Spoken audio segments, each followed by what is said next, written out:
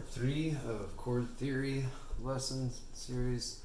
We're going to talk about some chords today that get into some more extensions, so building off of what we talked about last time with chords built off of at least 4 notes. We're going to talk about how we can use some of the ninths, the sevenths, we're going to some sharps and some other stuff that we haven't used yet. A lot of these chords are going to be less familiar to most people if you've just been playing in like major or minor tonalities. A lot of these chords are used in jazz music, but they also find their way into rock and pop and more contemporary music. But some of them might sound a little odd at first, or you might feel like you're not making them correctly because they're so dissonant. And yeah, that's probably correct, at least at first. It might take your ear a little bit of time to get around these and understand how they fit in. But once you start to listen for them, you'll kind of understand. There's a couple times you'll realize when you can play these in certain music situations. So the first one we'll talk about is called a minor 7 flat 5, and it's actually exactly the same as our half diminished chord from the last lesson. So with the half diminished chord, we built off of a diminished, which has the flat 3rd and flat 5, and then we also have flat 7. So it sounds like this.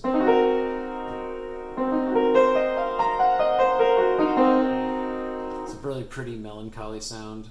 Then we have this is a plus 7 or augmented chord, and this chord, you'll hear it called either way, has a sharp 5, and then we have our 7, our B flat, so we have C, E, G sharp, B flat, and this has a really interesting sound. It's actually the first chord in Oh Darling by the Beatles. It's an A.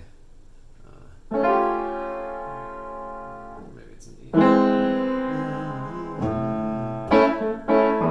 Okay. Next one is a 7 sharp 9.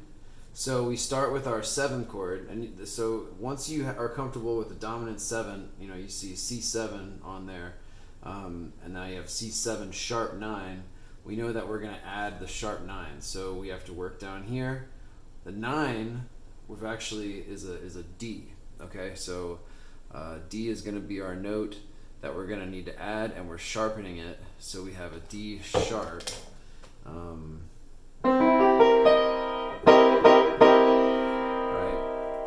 And I have Jimi written here because this is the Jimi Hendrix chord in Purple Haze. Kind of kicks off everything. It's in the key of E.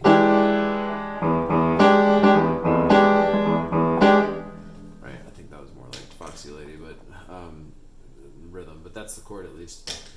So that's a 7 sharp 9. You have a 7 flat 9, so pretty much similar construction, except instead of sharpening this one right here, we're gonna bring it flat. So we're gonna have a D flat. D flat. And this is a really nice chord. Works really well as a 5, as a turnaround. If you're going back into a minor chord, so with C, the minor that we might be going to is F minor.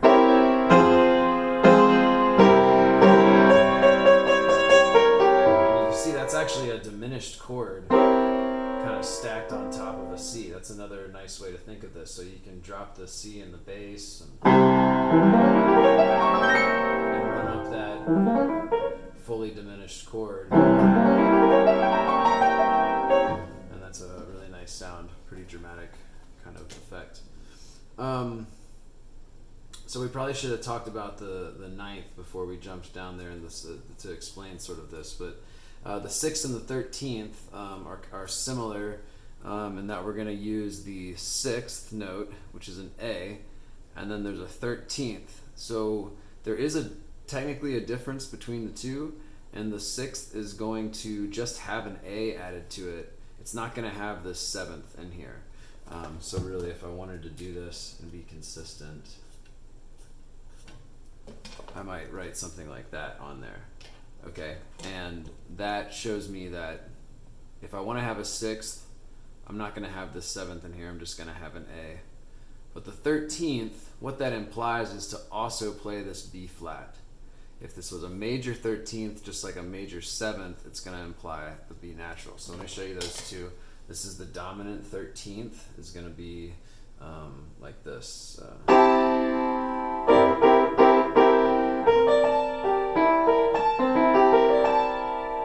so, and then the major 13th would be here.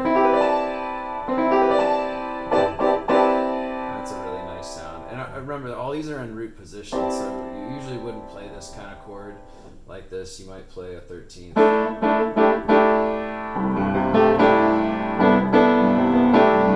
Something like that to give a nice sound. The 6th then, so if I had a 13th was up here. I can also add my 9th. Okay, I would just take this A back down to here. And that's just my 6th. Okay, so you have the 6th and the 13th, dominant and major 6th or 13th, built off of this either dominant 7th or major 7th chord, and then you're just adding those other tones. Same with the 9th and the major 9th.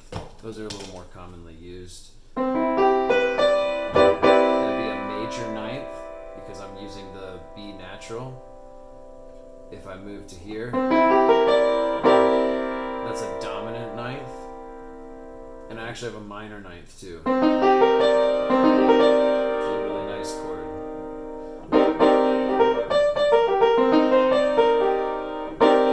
Okay. And then the last one that I wanted to talk about is a neat one, pretty dissonant, and it's called a major minor 7th, and it's built off of a minor chord, but you use the major 7th. So this is going to be a minor chord, C, E flat, G, and then we're going to use the 7. Right, and that's a really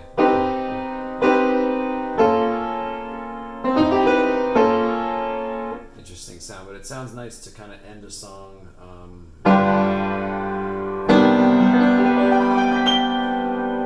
of another kind of dramatic effect to finish on that type of chord. Okay, all right, so I hope this was helpful.